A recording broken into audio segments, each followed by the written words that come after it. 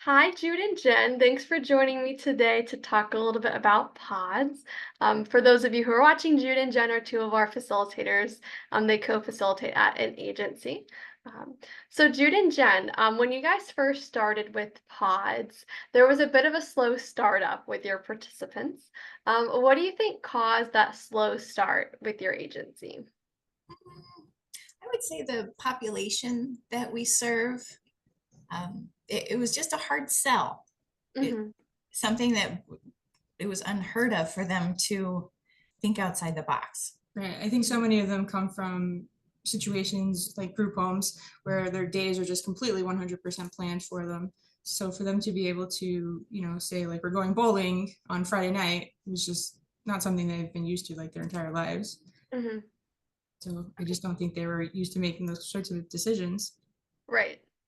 Yeah, Yeah, that makes sense. socialization barrier, I guess. Mhm. Yeah. Well, thanks for sharing that. So then eventually you guys took a bit of a step back, and you have talked a lot about how when you took that step back, you noticed that participants started stepping up and really the program started taking off. Can you tell me a little bit about what that looked like, and why you think that stepping back may have helped get things going? Mhm. I think for us, it was mainly wanting it done in a certain fashion, I guess. So we had the expectations that we were putting out there. And then once we did everything in our power, I feel like we tried it all.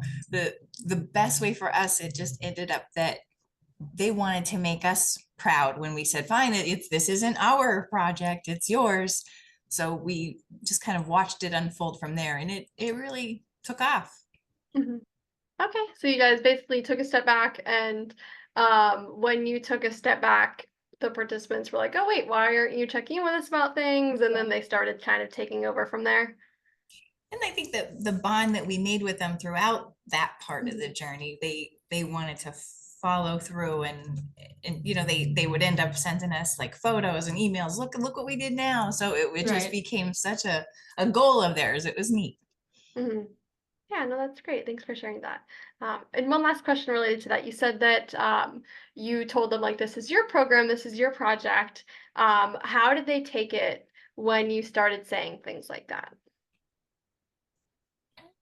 I think it took them a little while, but because when we did take a step back, it wasn't immediately that they just kind of picked up and did their own thing. There was Mhm.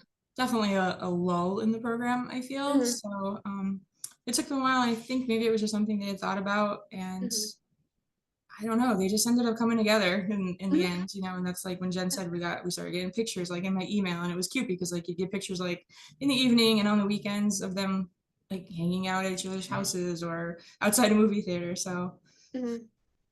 I'm not really Yeah. sure, but they did it. Yeah, and that's great. And with those things, sometimes we don't always know exactly what it might be that makes it click. But the point is that for those of you who are facilitating in the future, sometimes there might be a lull or a slow start, and Jen and Jude are here to show that there is hope down the line, essentially. Cool. So now I'd like to ask you a little bit about some of the changes that you may have seen within your participants during pods. Can you talk me through any changes that you've seen with participants? They were very reserved, I think, initially, and when we had put them in the pods per se, they learned different things that they might have in common, and it opened so many doors for them to just try new hobbies and just explore, being a new person, and they really enjoyed it. Thanks. Yeah, I think they became comfortable and they were able to see the value of positive peer relationships.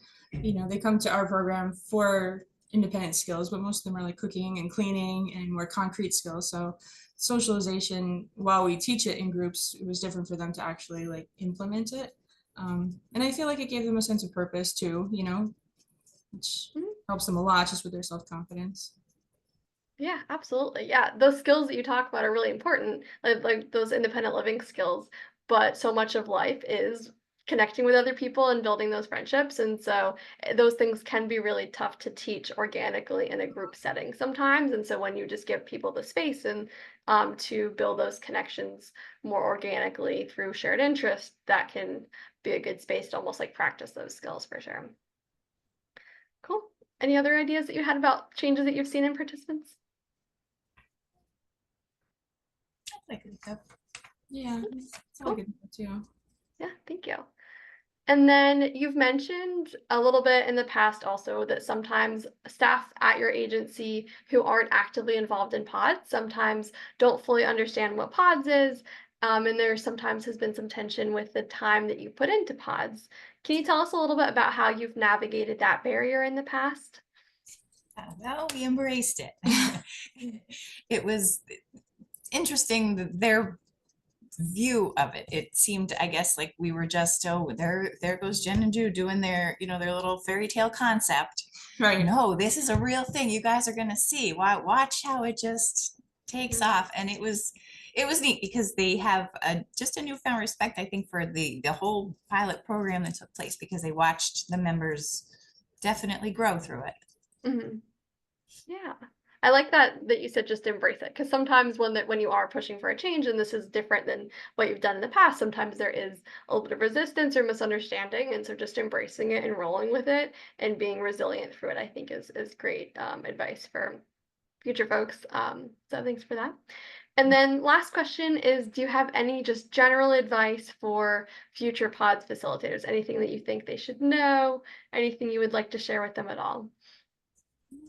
I would say just maybe don't take it personal.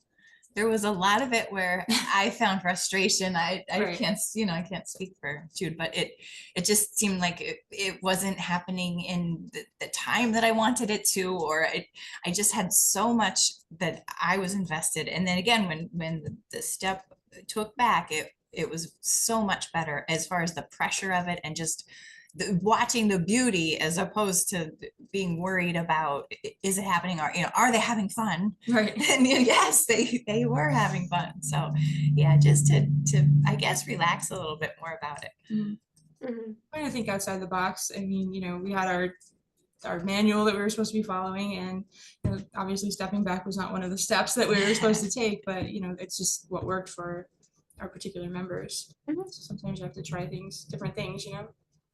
Yeah, absolutely. And I think that's something that we've talked about in some of our meetings before too, is that idea of like meeting people where they're at, and you recognize kind of where your participants were at, and you took a step back, met them where they were, and but then kept that eye on future growth, right? Because we can meet people where they're at, but still maintain that goal of promoting independence and things like that. And so I know that's something that you guys have mentioned in the past as well. So great, thank you.